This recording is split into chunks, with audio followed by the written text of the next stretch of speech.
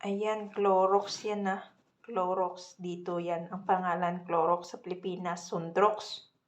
So yan kung ikaw pa kailimera ka sa kabuhi sang iban, imna iniyo para madula ang bakterya sa bunganga mo ba. So yan may pangalan, kill cold and flu viruses. So pag ininom mo kasi madula ang pagkailamera mo sa kabuhi sang iban, imnon mo kay bago nga bakal kag wala pa nabuksan, hindi pa na nabuksan dugay pa na expiration niya 2024 pa yung expiration niya. Imnon mo para hindi ka magpamantay sa kabuhi sang iban.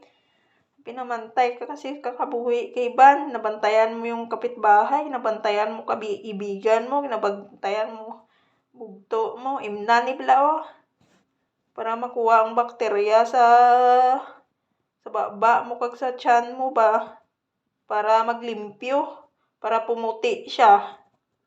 Yan lang.